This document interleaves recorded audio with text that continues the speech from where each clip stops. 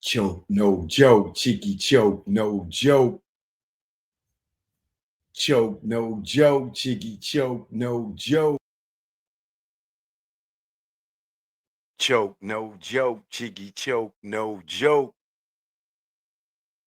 Choke, no joke. Cheeky choke, no joke. Choke, no joke. Cheeky choke, no joke. Choke, no joke. Cheeky choke, no joke. Rodent Rat Jr. You fat, get over like a fat rat. You try to get over like a fat rat. Tried to get over like a fat rat. Got one thing to say to get this show started. You heard? You know what it is.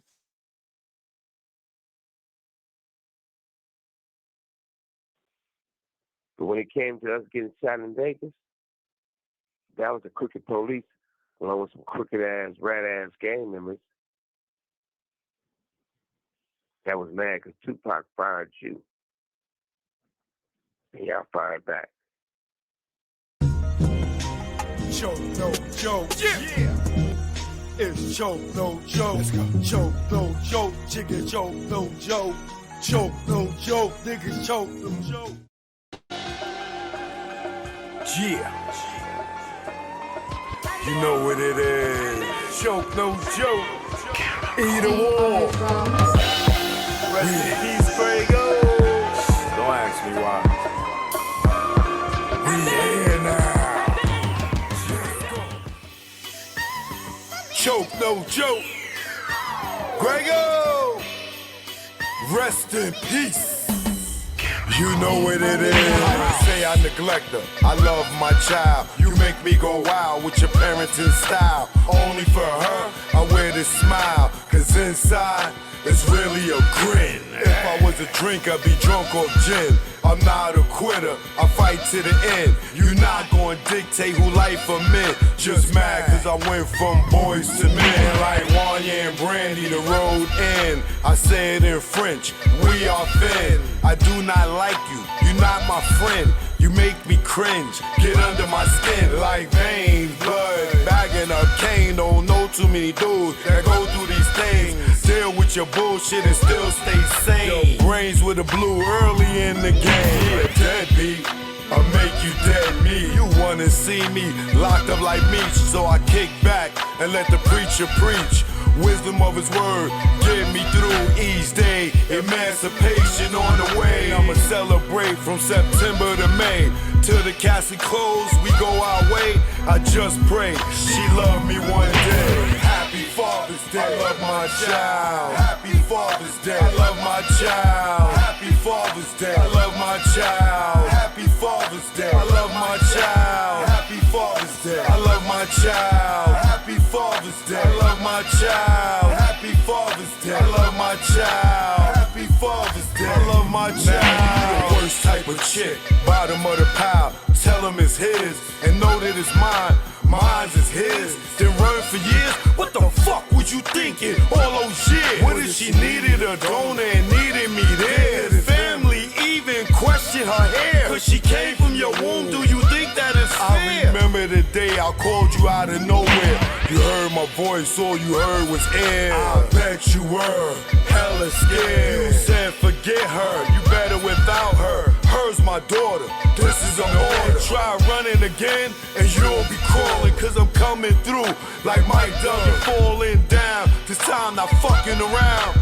I wanna see it now and I don't care how. You do it, I do it, move quickly. All the years that you ditched me, and right now you going to hitch me to your back.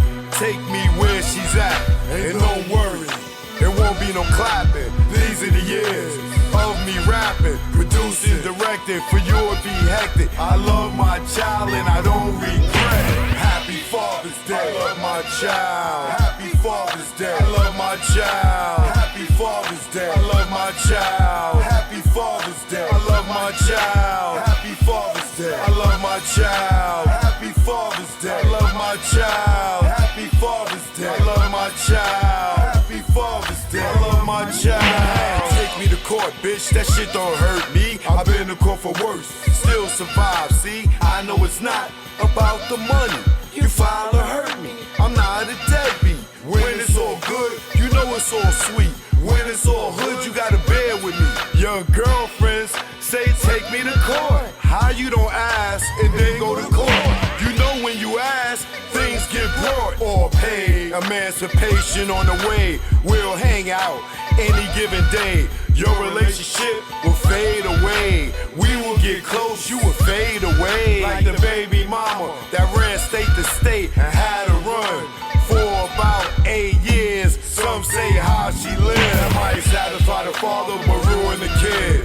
Trust me, I speak it cause I live.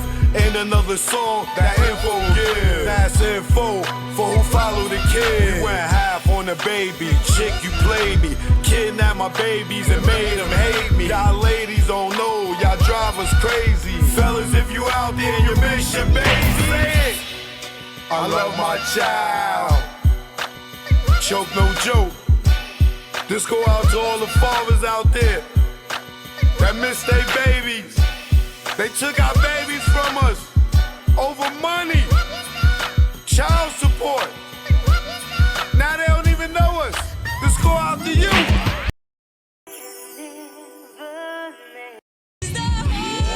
No palm tree the trees and the palms of dealers and fiends. Late night roam the streets. Weed is weaker, but it's cheaper. Not many chicks frontin' like divas. Out west, every chick's a model like Eva, and you know I'm far from believing her. So I'm G'ing her like she G'ing me. Banging in LA is a different thing. At the end, you either dead on the bang, getting out, doing better things. On Sunset, where they hang. Hollywood, where they hustle for change. Times Square here, it's the same. No matter where you go, you'll find a lane. On the west, they kick it with Kane. On the east, trees the social thing. East Coast, West Coast, East Coast, West Coast. Grab your raps, roll it up. If you rap, West Coast, East Coast, West Coast, East Coast, West Coast. Grab your glasses, take a toast. If you rap, East Coast. When I'm on the west and I'm doing my thing, don't offer me coke or your nose I bang. Friends don't offer other deadly things. Thanks for the hospitality, we'll still hang. I won't judge you, leave me as I came. On the road to success, top of the game. Eat all the finer things in the food chain. Teach my kids to do the same. Whether East Coast, West Coast, East Coast, West Coast. Grab your raps, roll it up. If you rap, West Coast, East Coast, West Coast, East Coast, West Coast. Grab your glasses, take a toast. If you rap, East Coast. Gotta love life and offer wonderful things. Being to travel is a privileged thing. Came back to the east, air wasn't fresh. Streets filled with trash, various people in the eye. It's easy to tell who's upper middle class. Police and racism, same as crash. Back to where they not social, where they less vocal. When they don't know you, be careful, show you around the East Coast, West Coast, East Coast, West Coast. Grab your raps, roll it up. If you rap, East Coast, whether East Coast, West Coast, East Coast, West Coast. Pop your bottles and toss the cork. If you rap, West Coast. Both coasts are known to give you fame. Got paparazzi playing cameras your way. Got you bobbing and weaving like Cassius Clay. Most thugs turn Muslim in older days. Change their name to Allah they pray. Probably till they decay. This go out to the east and west. For Big and Pac, y'all let's connect. Whether East Coast, West Coast, East Coast, West Coast. Grab your raps, roll it up. If you rap, West Coast. Whether East Coast, West Coast, East Coast, West Coast. You can't get the West without the ES. So it's manifested that we connect.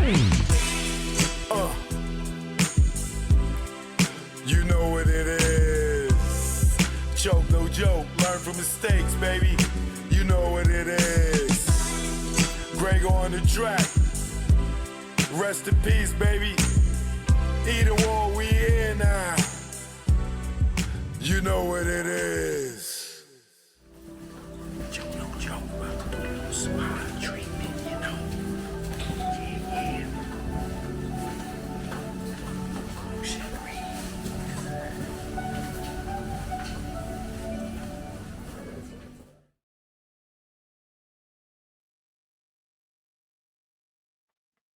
Choke, no joke.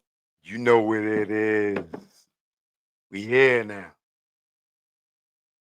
What up, what up? Michelle Frizzy first in the building.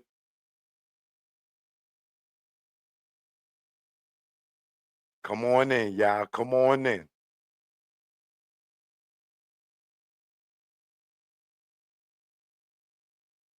Check, check, check, check. All right, we good. We live and direct. We live and direct. Come on in. All right, Rob C is in the building. I see you. All right. Bruno, what up? Tara, what up? Johnny Brown, what up? Laquita Hill, what up? Choke no joke, we are here live and direct, baby. We are in the building, all right? We got Ray Bands in the building. Salute to you. You know what it is. We live. I know I came on at 7, but my movie came out today. Weapons. I went to go see that, you know. All right. The vets in the building. How you doing? Okay.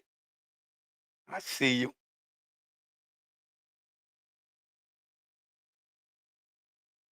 Yeah, so a lot of people been hitting me up.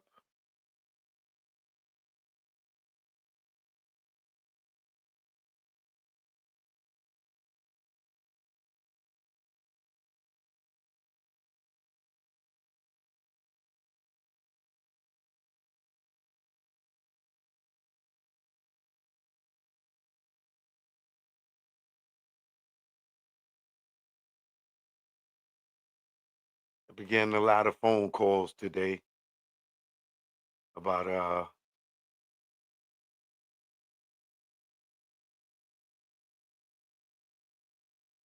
let me get this joint started, my TikTok.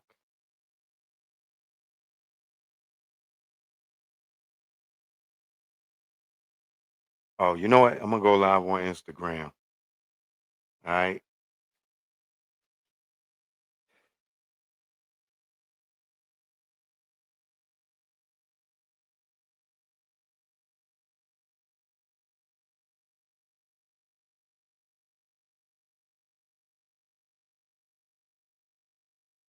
So I got some news.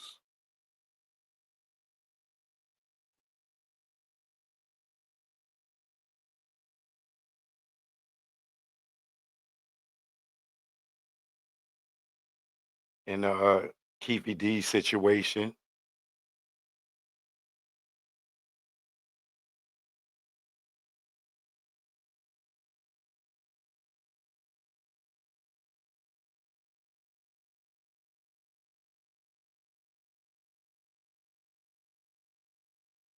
I'm live on YouTube, Instagram, I'm live. I mean YouTube, I'm live on Instagram. Y'all check in with each other, y'all network. All right.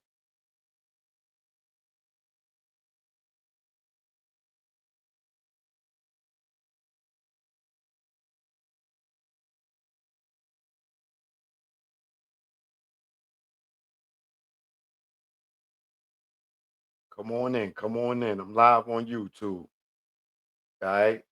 If y'all want to see the visuals, go on my story. There's a link in there. Hit that. It'll bring you to YouTube. Let's go. We don't worry about numbers over here. We worry about information. All right. Choke, no joke. I'm here, man. CC Crippin in the building. I see you. Jerry Waters, what up?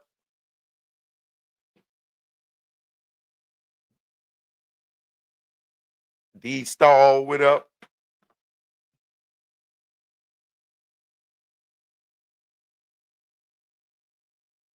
Abigail, what up?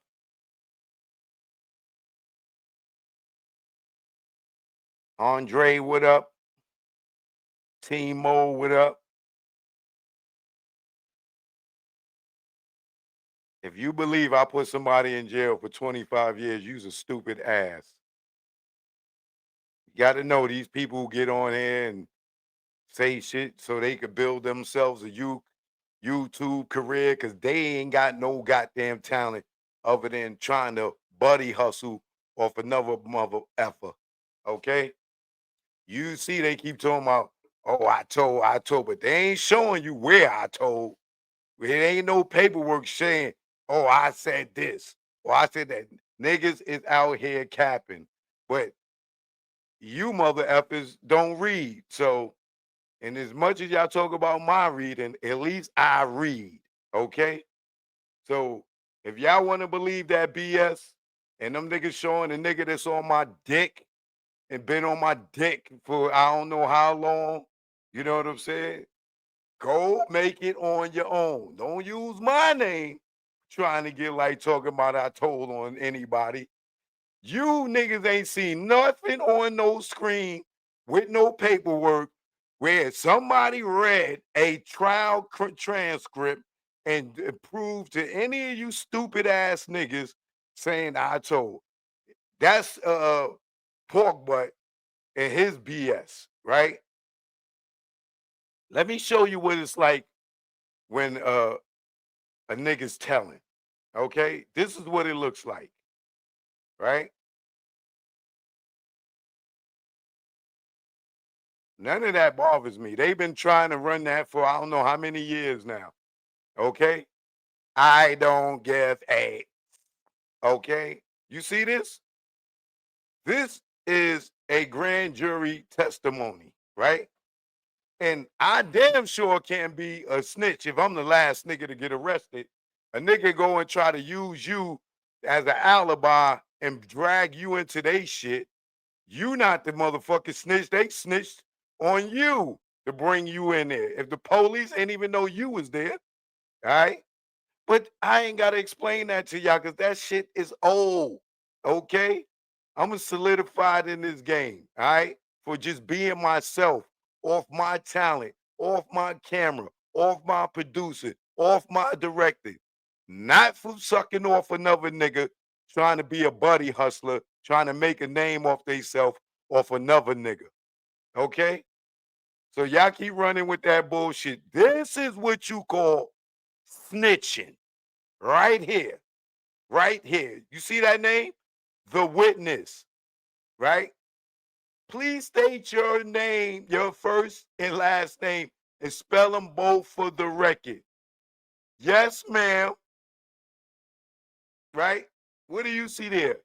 Reginald Lowburn Wright Jr. And he spells it out for you. Reginald. Lilburn. Lilburn. Right. Wright. And I'm a junior. I'm a rat bastard. Right? So please, come on, man. Tell him to do this. Right? I'll show you everywhere right here where he's snitching. Now, before I get that, keep in mind, he is no longer a law enforcement officer. He retired in about 89, 93, 94, a long time ago. Remember, his last occupation is drug dealer. Remember? He just came home from doing a bid for fucking selling drugs from Memphis to California, right? His last occupation is drug dealer. So don't be sitting here talking about, oh, he's a cop, so you know he had the right to talk, he had the right to tell. No, nigga, he was running with the Great Street Crips. How is he selling drugs with the Great Street Crips, but he the police? For you dummies. That's just for all you dummies. Okay? That's just for all you dummies. Okay? Let's go. Let me show you what snitching is, right?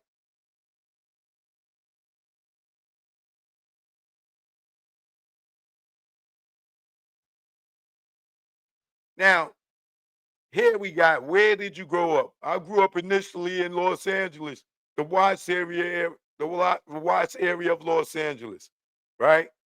And then he moved into the city of Compton. What did your father do? My father, he was a police officer.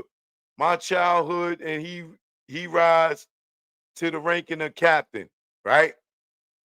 What's your father's name? Reginald Lowburn Wright Sr., right? So we're going to skip through all this, right? Now remember, at this time he's testifying, which is, what's the date on this?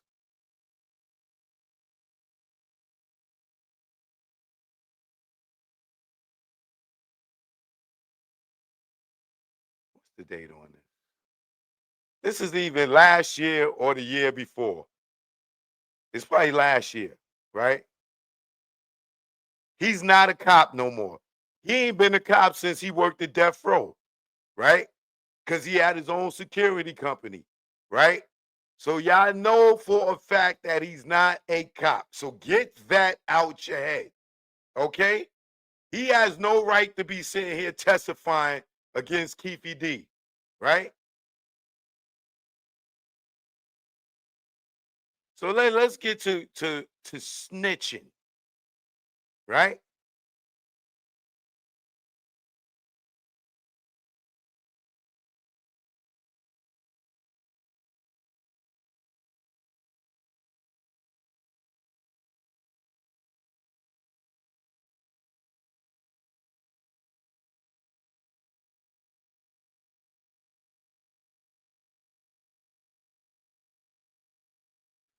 Right here, let's get to snitching. And to your knowledge, who ran Death Row Records? Suge, right? Remember, he's not the police.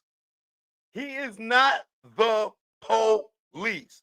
Even though he's the police, he's not an active member of any police department right now. And he did this interview after he got out of jail for selling drugs. Okay? Keep that in mind for all y'all keep saying, oh, Reggie was the police. Reggie was a cop. Reggie was a cop in the early 90s. He's been a drug dealer longer than he's been a cop. Okay? Keep that in mind.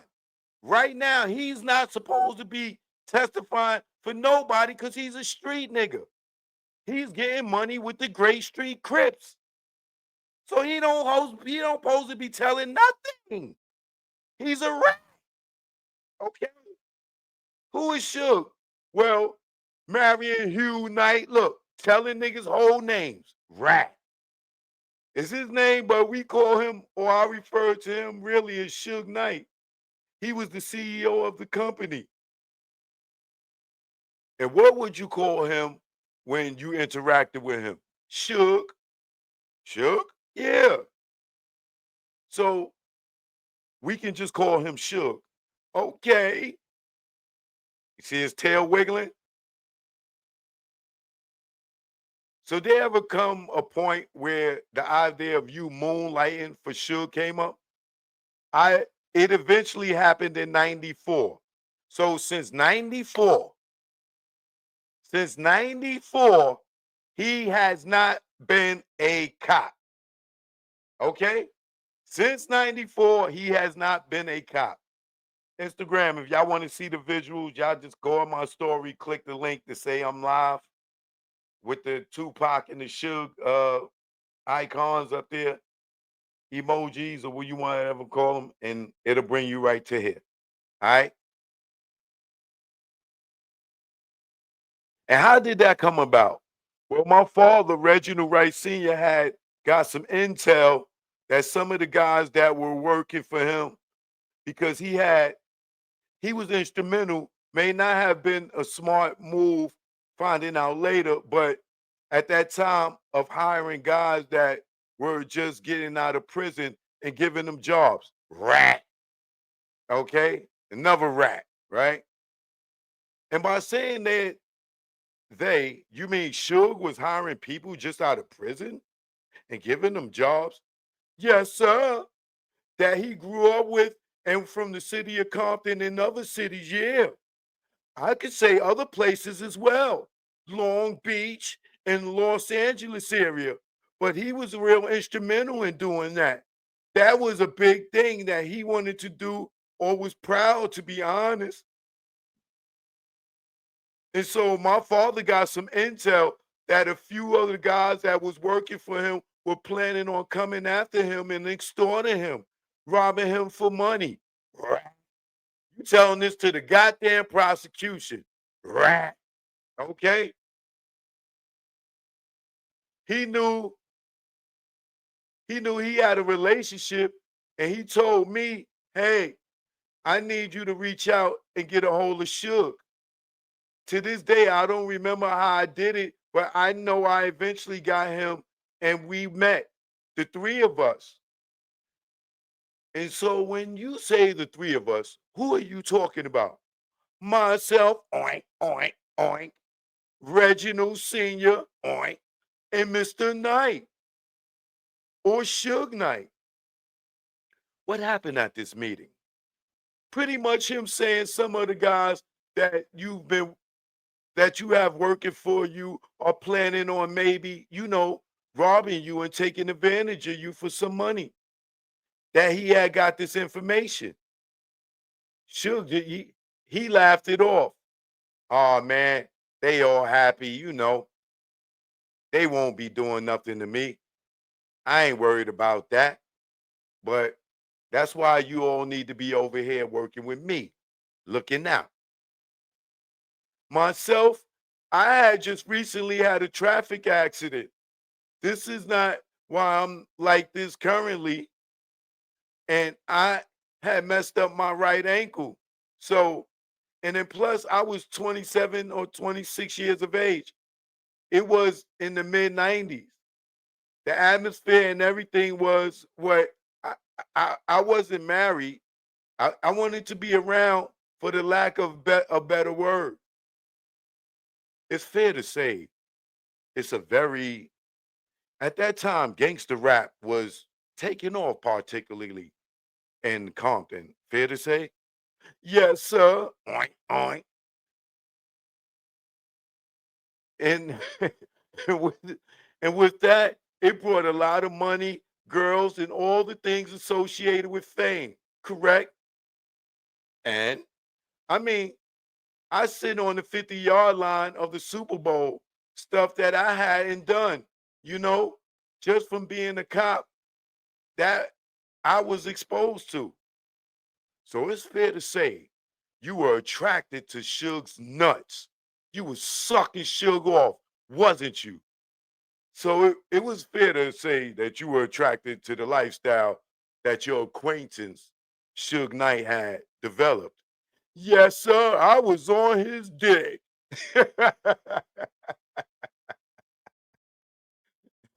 And so, did your father think that did your father decide to work for Death Row Records? He right then told him that I can't do that. The position I'm in. To be honest, most of the guys that's working for you, I'm trying to investigate. Investigating them on open cases right now. I'm trying to put them in jail. I wouldn't do that because he's the police. The dad is trying to lock Buntry, Neckbone, Henron, all these niggas up because she'll giving them a job, right? So your father was a hard no when it came to it. Yeah, It was a hard no. It was like, however, he even told him that I wasn't even ready for it, to be honest. And he recommended a lieutenant that had an ownership in a security company that he knew. That Suge knew his, you know, some families ties to that, and said you might want to talk to him, which he did. His name was Danny Sneed, snitch. And he was a lieutenant. And he eventually was the boss as far as putting paperwork and contacting the security company, which was a private security company called Code 4 Security. Snitch. And having them do all kinds of stuff where I was like the street supervisor or whatever, where I would always be with them when they needed, like special events, or they went places. It wasn't like an everyday bodyguard thing. It was just, it was just been there at a video shoot, or they go to the MTV Awards or something like that. So I think we skipped a step. So you ultimately decided that you would moonlight for Suge in Death Row. Yes, sir. Okay. And despite your father thinking it wasn't the greatest idea, you decided you wanted to be a part of it? Well, to be in charge of it, someone else was in charge. And then, so at this point, you're moonlighting.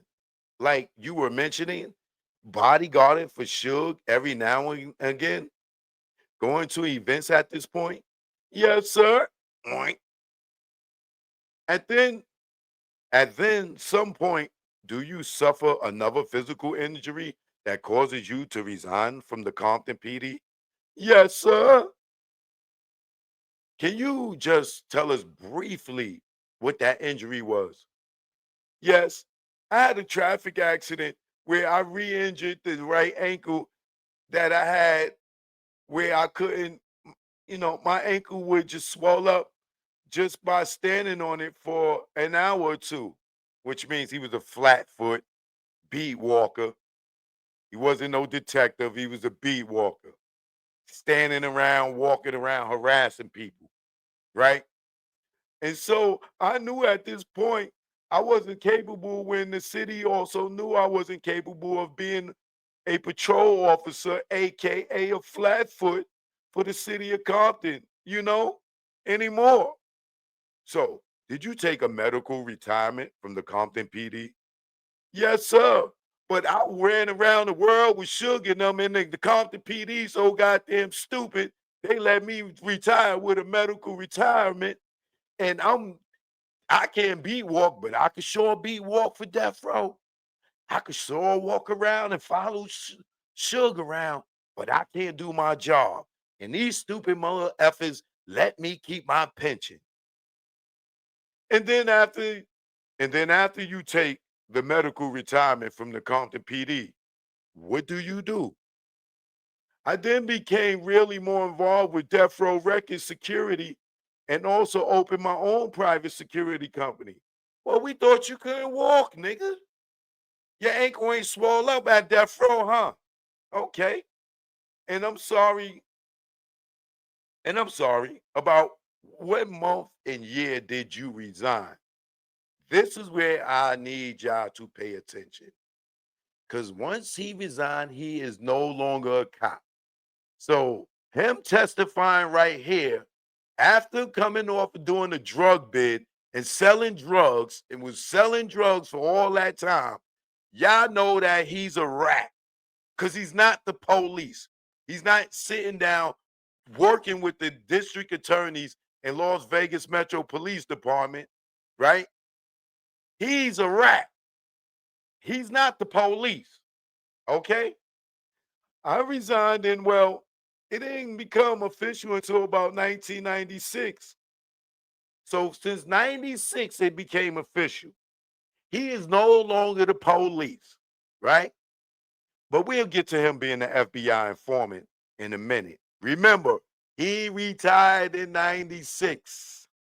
He retired in 96. So when I show you the proof that he's a rat for the feds, then y'all can also know that he been snitching a long time. Okay?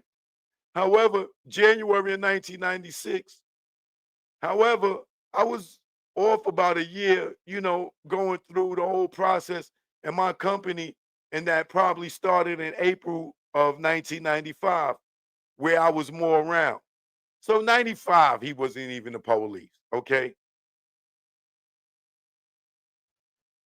Okay. So there's like a bureaucratic process that takes place from when you kind of make the decision to where it becomes official at the Compton Police Department. For the retirement, going through the workers' comp and all of that, it took about a year. But in April of 95, you're working on setting up Right Way. What was the name of that? Protective Services, Right Way Protective Services. And that was your security company. Yes, sir. And who was the primary client for Right Way? Death Row Records. And what would you do for Death Row Records? I had a security guard at the office space that they had. I had two at the recording studio that they had. And whenever any of their artists went out on promotional events or stuff like that, I had either one or two security officers with them. Snoop Dogg was a popular or the biggest rap artist on the label, and Dr. Dre at the time. Those two.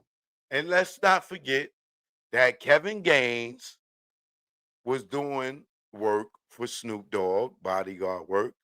We got that from him and Sharitha talking on the phone, right? Kevin Gaines ran with who? Rafael Perez and David Mack, right?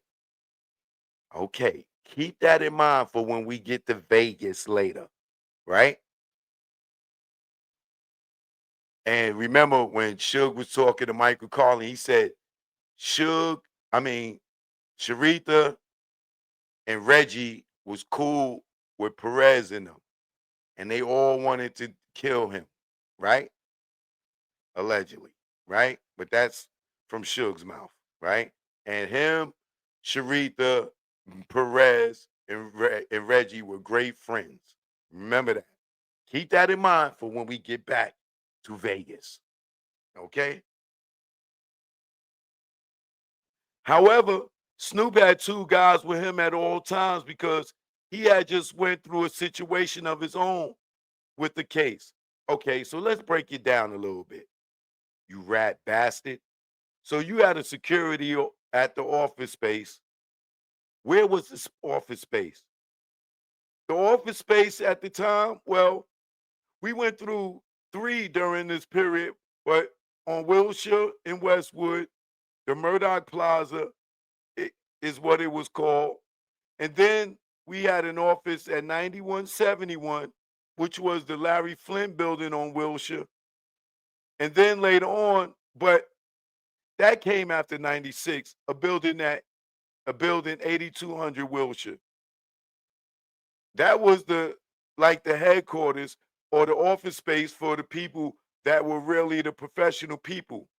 I called them like the staff, the PR person, the art department, the accounting firm was pretty much outside, but we had later on had an on-site bookkeeper, a receptionist, and Suge Knight's assistant.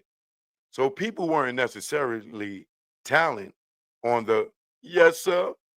So you had an office space where you had, the more 9 to 5 workers and the professionals, the staff, that type of thing. Yes, sir. Oink. And then you had the studio where more record producers, artists would go to, to create the music for Death Row Records.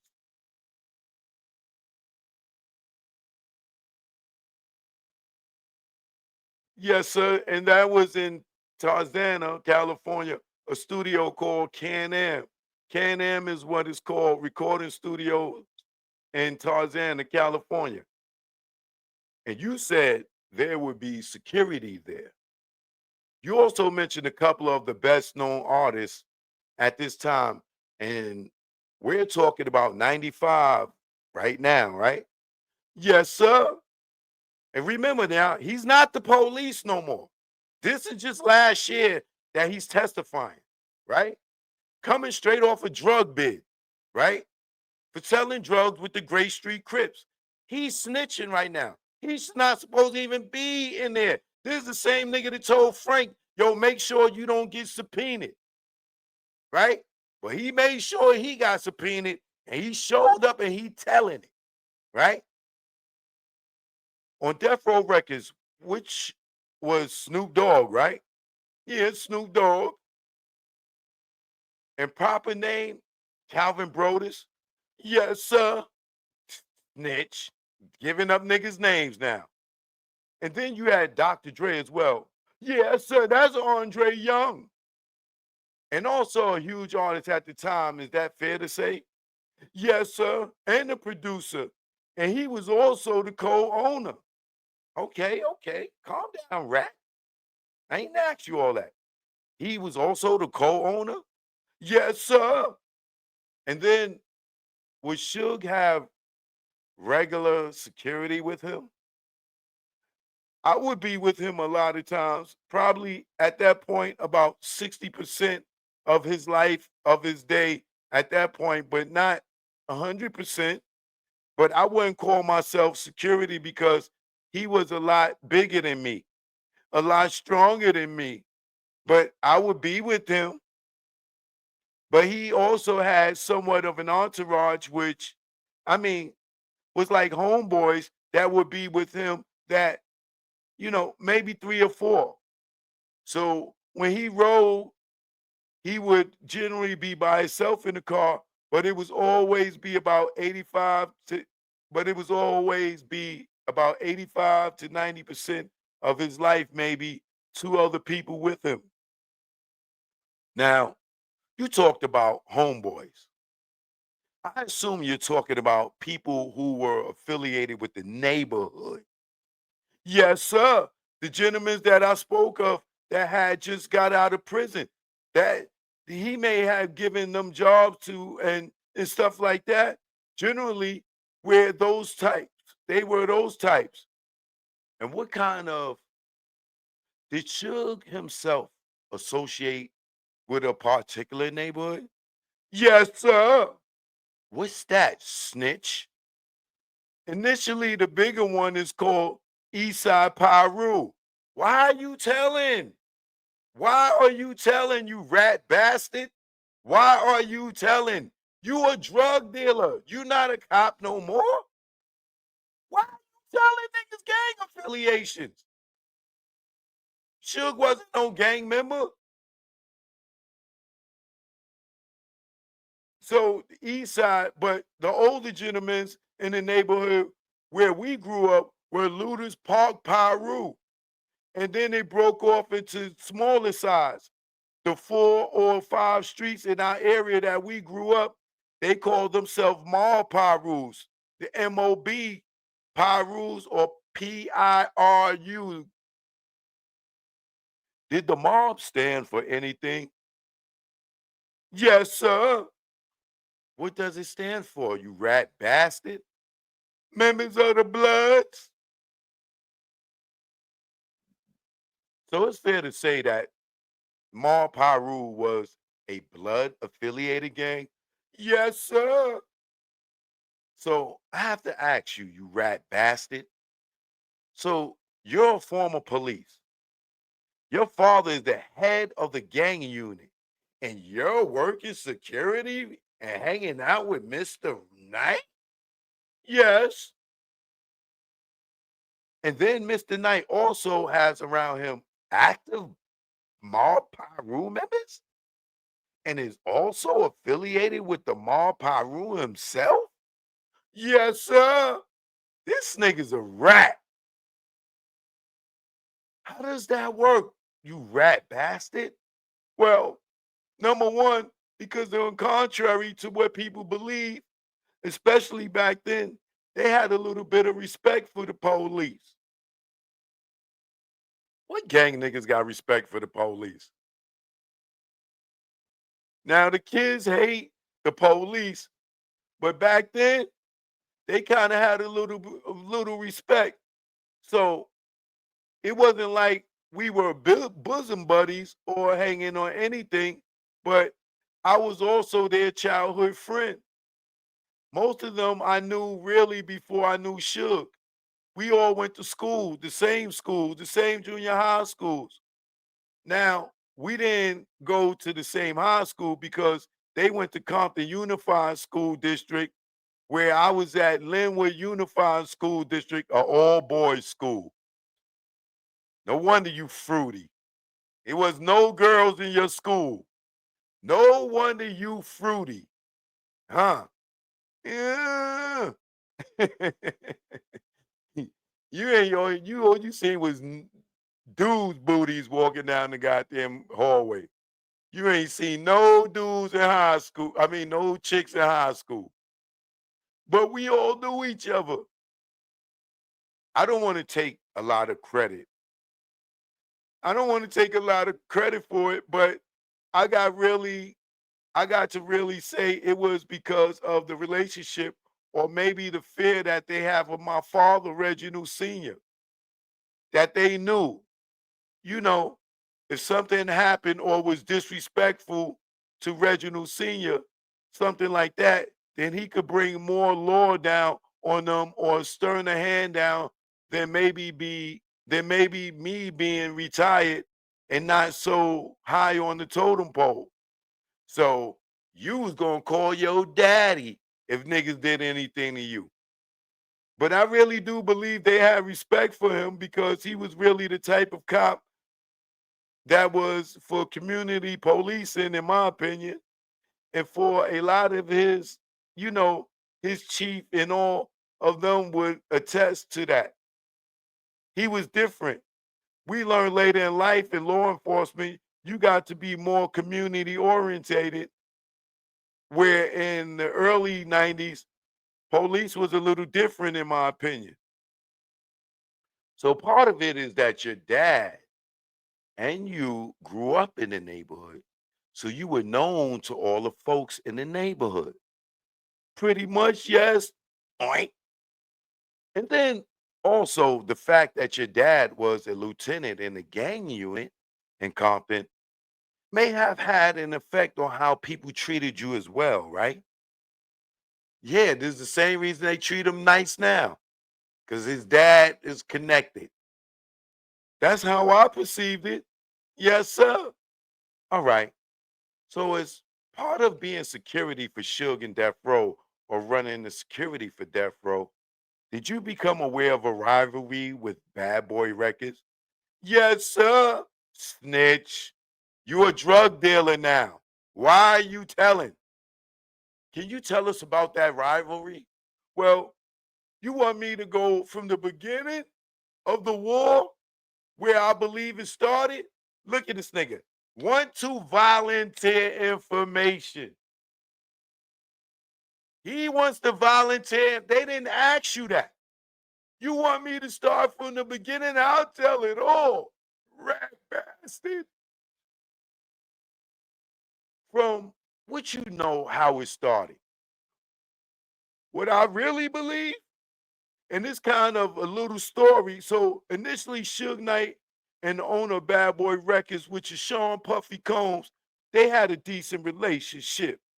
A working relationship, even though he was from New York and Death Row was based in Los Angeles. Now remember, this nigga ain't even around Puff and Suge when they was cool. He ain't come around in 95, 96. This is when Pac and Big is killed. He wasn't even around when they was cool. So how is he even snitching and telling them this?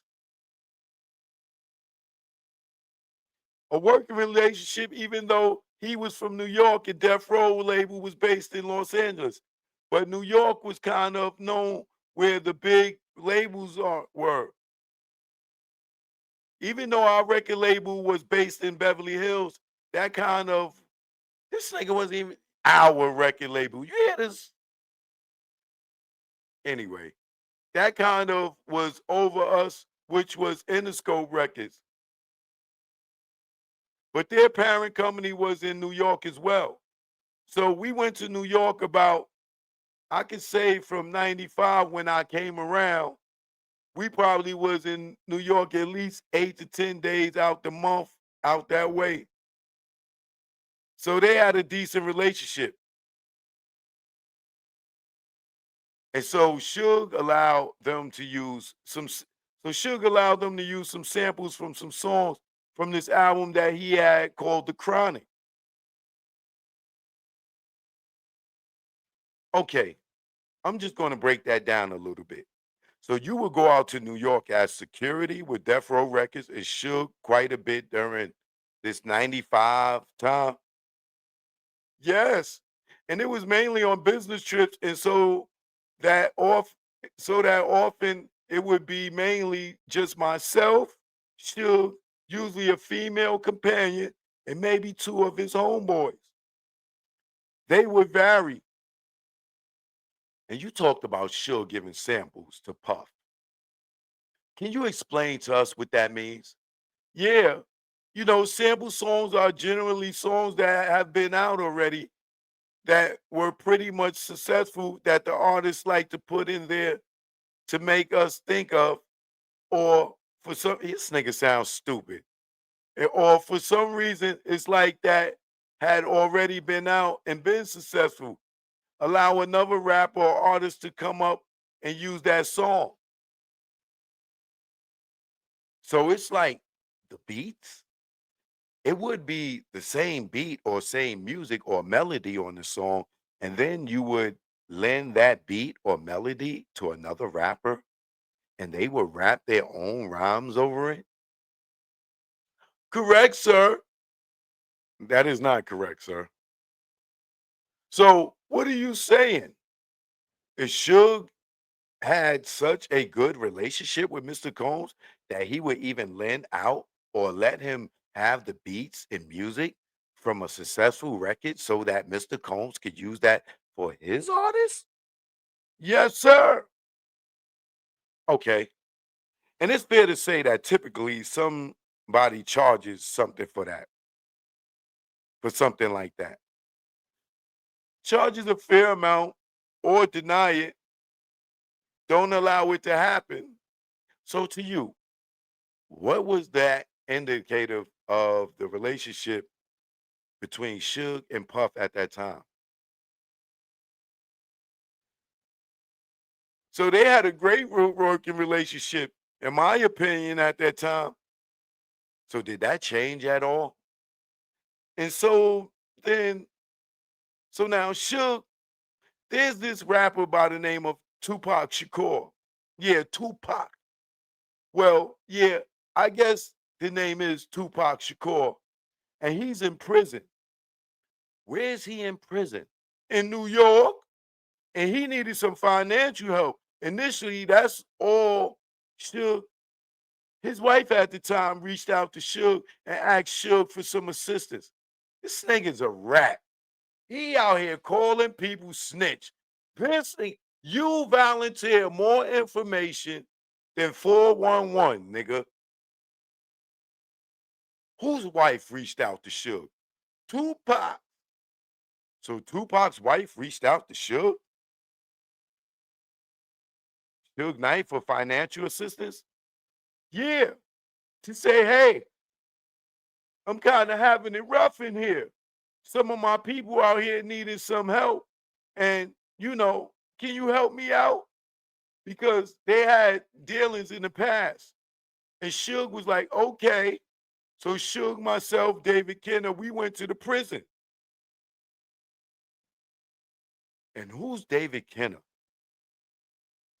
He was he was really an attorney, the company's attorney, but he kind of had a lot of business manager for Death Row. So he had a law degree, but he was acting as a business manager for Death Row? For Suge Knight, yeah. They were kind of like, they had a close relationship. So you three are going out to New York. What is the purpose of going out to New York? Initially, he was just going out to there. He was going out to there to check on him, to talk to him. Talk to who? Mr. Shakur. Okay. And so during that conversation, it came up that, hey, he's doing bad. His record label, who was also our distributor, Interscope Records, pretty much was done with him and felt like they had give him too much money. How were they done with him, bro?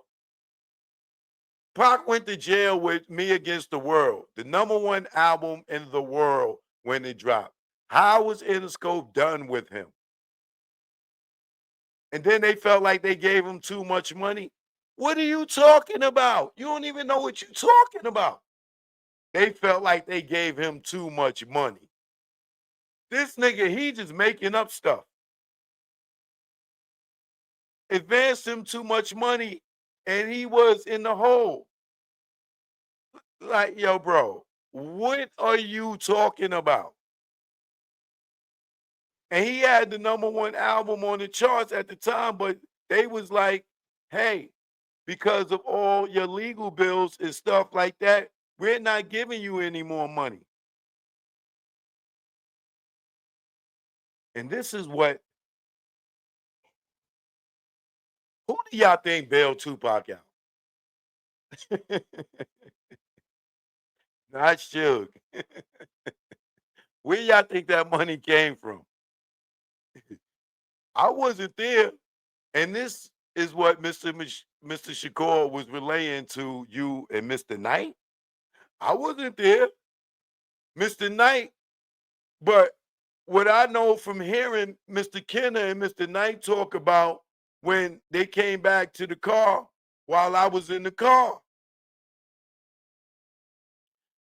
And so I'm just going to instruct the jury that this is for effect on listener and to explain the subsequent actions of both Mr. Wright and Junior and Mr. Knight. This is not for the truth of the matter asserted. Yeah, we know it ain't, because this nigga just making up stuff. Does anybody have any issue with that? Seeing no hands. Okay. So y'all know they don't take this as the truth, because this nigga don't know what he talking about. And I just need y'all over here in this grand jury to know this nigga is capping, but we need some of this information. All right. So you became aware that Mr. Shakur was having financial problems and needed financial assistance while he was in prison in New York. Yes, sir. And did Mr. Knight did you observe Mr. Knight make a decision to do anything to assist Mr. Shakur? He came back in the car and he said, hey, and I heard him get on the phone with Jimmy Iovine, who was the president or the CEO of Interscope Records, and they had a conversation about how can I get him,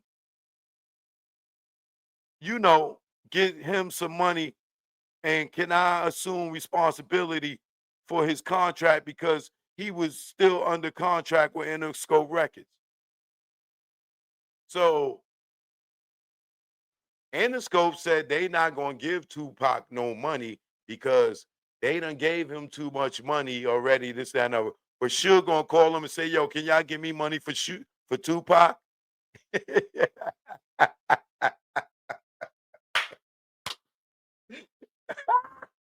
This nigga is a clown, bro. This dude is a clown. They not going to get, Interscope don't want to give Tupac no money because all his legal bills and everything, they felt like he went over budget. But Suge call and say, yo, can I get some money for Tupac?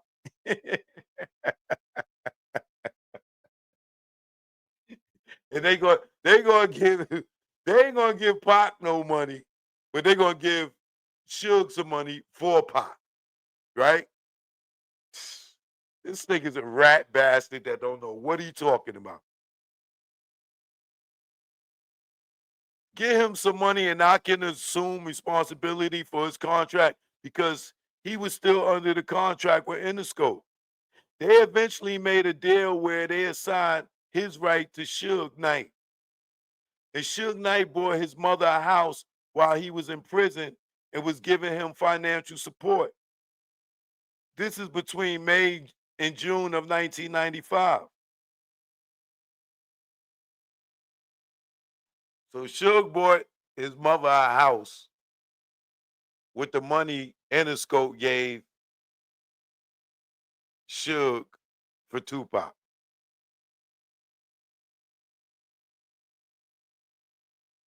And y'all be listening to this doofy ass dude. So during this time, they trying to figure out, David Kennan assured Mr. Knight that he possibly could get Mr. Shakur out on an appeal bond. And eventually they worked out a deal where they got $1.5 million up to get him out on an appeal bond. But then there was a music award show.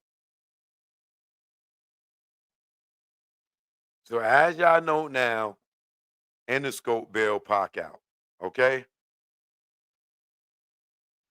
So before we get to the music award show, what you talking about, the Source Awards, y'all see he just volunteering information, being the rat that he is, coming fresh off a drug bid. He's not a cop anymore. He's in there telling. So before we get to the music award show, so was it to your understanding, having been around Mr. Knight all this time and dealing with him 60% of his life essentially during this time? Yes, that Mr. Knight obtained and put up 1.5 or about 1.5 million as an appeal bond to release Mr. Shakur for custodial status in a New York prison? Yes, sir. And now I'm going to, and there was a combination of other entities that also put up the money. Yeah? Okay. So during this time, while Mr. Shakur is still in prison, did a public incident occur that demonstrated some kind of rivalry between Mr. Knight and Mr. Combs of the Bad Boy Records? Yes. Yes, sir. So what happened was Mr. Shakur is still not out of prison, but things are beginning to work. You know how the justice system works, being assured that the wheels are turning. There was a big urban hip hop music award show called the Source Awards. It was a big popular magazine at the time. They had an award show in New York, and Mr. Knight came out there and he had his artists performing. And he put up a cardboard picture.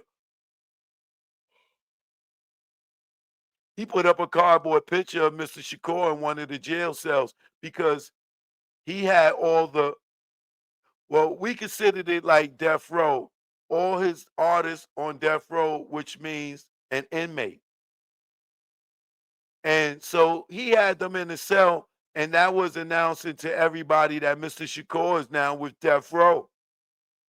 People not really catching it. And again, you know a lot more than most people do. So to explain it, is there a performance at this award show? I'm sorry. Yes. So they were performing, and that's why they had him on the stage, because each of them came out of a cell where they performed their part of the song.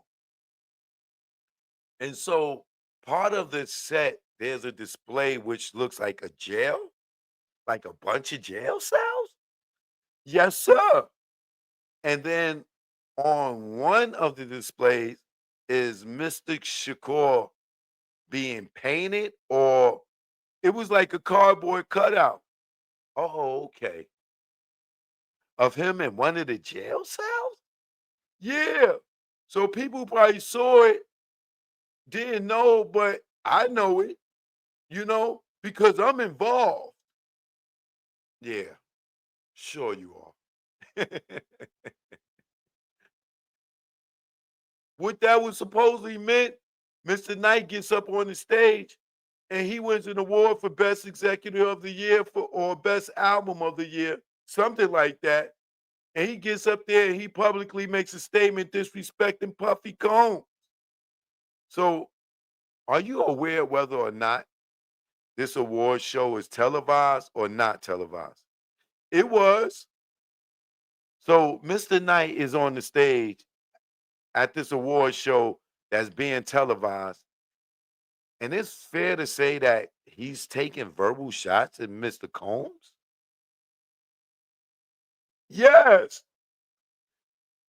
And was that the beginning of the rivalry?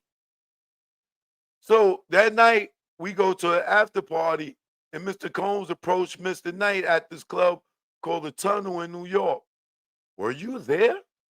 I was there. I was standing right there. And he approached him like, hey, what's going on?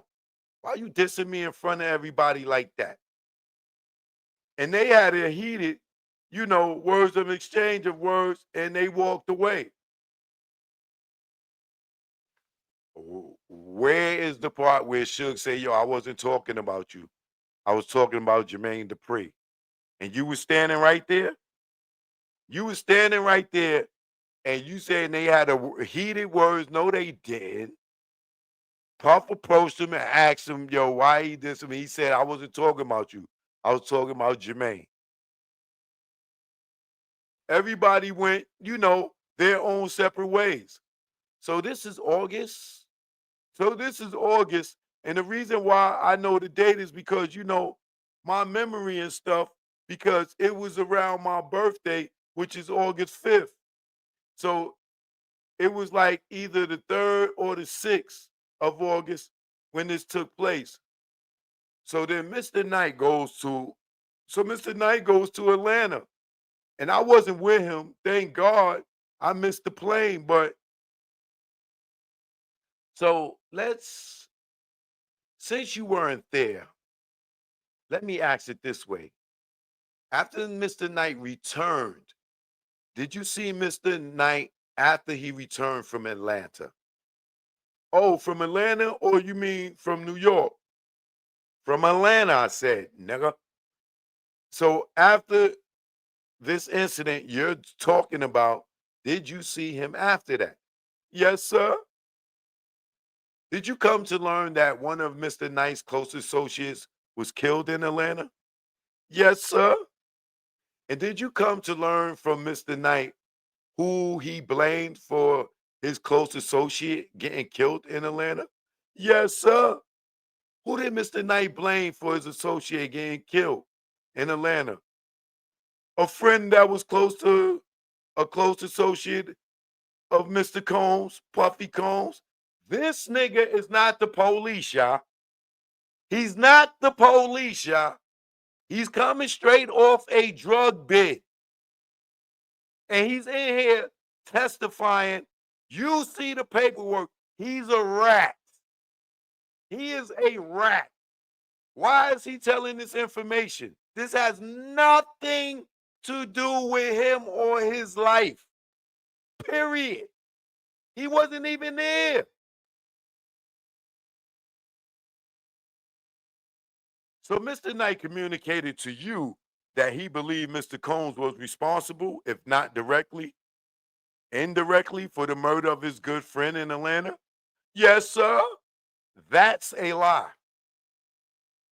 That is a lie. If you go watch the collect calls, Suge know exactly who killed Big Jake, and it wasn't goddamn a friend of Puffy, which he's insinuating was Wolf. Wolf did not kill Jake. Suge did not tell this nigga that Diddy had anything to do with Jake being killed. He's lying. You could go watch that on Collect Calls yourself. And Mr. Knight was in Atlanta when this occurred. Yes, sir. So is it fair to say, based on your observation, this only escalated the rivalry between Bad Boy Records and Death Row Records? Yes, sir. As security would, you have to, well, go to events where Bad Boy may have also do security for Death Row where Bad Boy would also be there after the Atlanta incident? Okay, that would have been my responsibility. Yes? Well, generally, like I said, it was an early morning flight. I missed the flight. So I generally was supposed to have been there. People always tell me it was God looking out for me by keeping me there. But there's a little bit more I wanted to explain to the mindset of why the rivalry started. Snitch. Snitch. Why you volunteer more information? Snitch. They didn't ask you that. Why the rivalry started? Snitch. You right here testifying in the grand jury after coming home from selling drugs with the Gray Street Crips. You're not a cop. Why are you in here telling? Snitch. Snitch right. That's right. He will snitch on you. It is right that he will snitch on you. Yes, he will snitch right. That's him. Goddamn right. He'll snitch.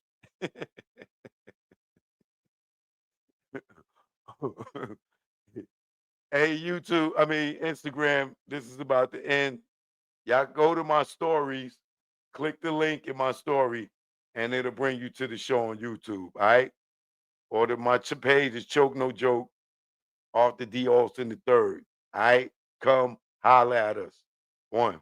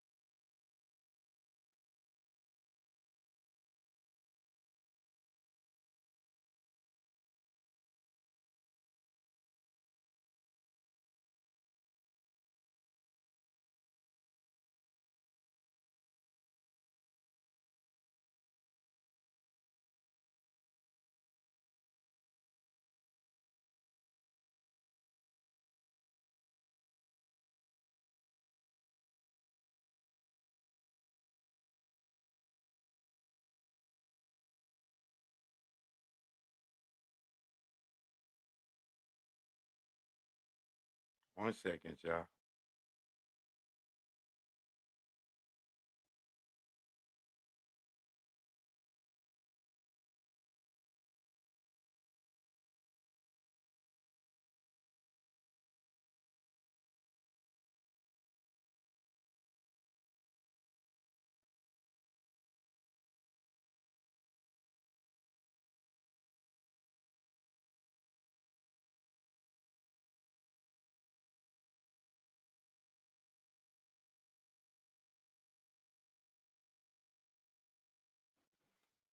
Okay.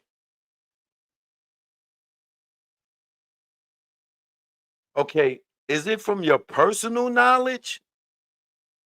Okay. Just what I know from the industry, but I don't know. So if you don't know and you not there, why are you getting ready trying to testify to something that you don't even know is true or not? Right? This is how much of a point that this nigga goddamn is a rat. Yes, he's you goddamn right. He will rat on you. Reggie the rat bastard will rat on you. And let me before let me show y'all, right? Keep in mind, not only is this nigga a rat, right? He's a federal informant on top of being a rat. When an FBI agent say that you are a rat,